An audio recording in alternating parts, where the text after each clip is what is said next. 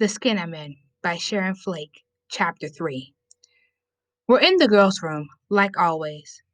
For once, I'm really trying to pee, not just talk about folk. That's hard in this school. Ain't no doors on the stalls. The principal took them off himself, so everything we do is out in the open. Like that's gonna stop girls from smoking cigarettes, writing on the walls, and cutting class. Everybody's talking about the new teacher. Her face looks like somebody threw a hot pot of something on it, Char says, frowning. If I had a mug like that, I'd kill myself, she says, lifting up her arms and smelling her pits. I want to tell her that if I had hairballs as big as basketballs growing under my arms like she does, I'd kill myself. But I don't say what's on my mind. I keep quiet.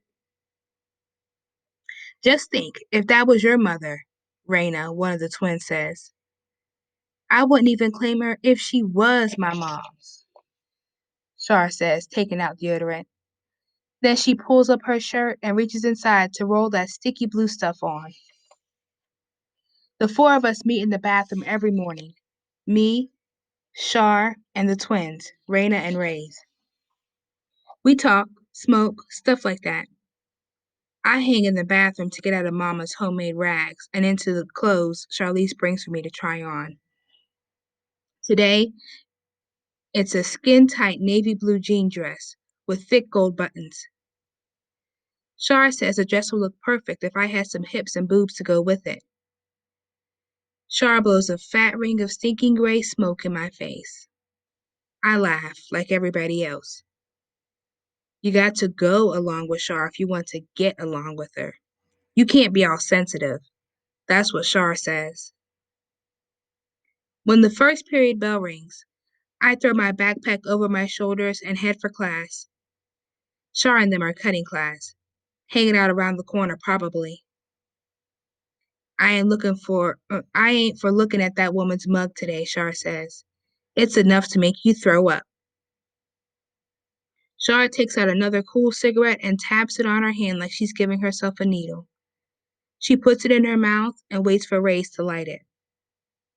Then she closes her eyes, sucks in the smoke slow and long like she's making a wish. The next thing I know, she's blowing smoke in my face again. I guess that's supposed to be funny. Shar's laughing real hard. She tells me to get out of her face. I do what I'm told. I didn't always hang with Shar. Last year, I hung by myself. I went to class, got mostly A's. Nobody even noticed me till Caleb Jamal Assam came along. Caleb's the smartest boy in school. Cute, friendly, a poet. I should have known being with him was going to cause me trouble. He stared at me half the year. I thought he saw what everybody else saw. Skinny, poor, black Malika. But Caleb saw something different. He said I was pretty. He said he liked my eyes and sweet cocoa brown skin. He wrote me poems and letters. He put spearmint gum inside, walked me to class, gave me a ring. I ain't told Mama. After a while, everybody knew. Charlize and them laughed when Caleb and I walked by. They'd stuck out their legs and tried to trip me. They wrote Caleb notes saying not even the Goodwill will want my clothes. Somebody said I had hair so nappy I needed a rake to comb it. It was that class trip to Washington, D.C., where things really fell apart. Caleb sat next to me. They teased us all the way there. Barks came from the back of the bus. Spit bombs flew my way. Then John started singing his song.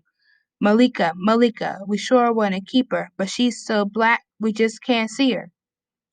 The whole bus started in. Teachers tried to make them stop. By then, it was too late. I looked at Caleb. He gave me the goofiest smile and said, Sorry, Malika, and moved to the front of the bus with his boys. They slapped him high five. Everybody laughed and clapped.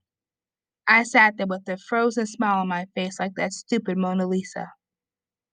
Till this day, I don't know nothing about Washington, D.C., just that I don't ever want to go there no more. Things got worse after that. Kids picked on me more than ever. They sang John's stupid song whenever I walked the halls. They got on my case about every little thing, my hair, my clothes, my color, my good grades, the fact that teachers liked me. I didn't want to go to school after a while, but Mama said I had to, so I came up with a plan. I went to Shar and said if she would let me hang out with her, kind of look out for me, I would do her homework and stuff. She laughed at first, said for me to get out of her face, that she don't want no geeks hanging around her, especially no ugly ones. I didn't listen. I turned up everywhere she was, the bathroom, lunchroom, the water fountain. I even did her homework a few times to show her I knew my stuff. She gave in after a while, and kids started leaving me alone. After that, Shar started bringing clothes to school for me. You gotta look like something when you with me, she said, kicking a bag of stuff my way. But even those $100 pantsuits she bought in for me to wear can't make up for the hurt I feel when she slaps me with them mean words of hers.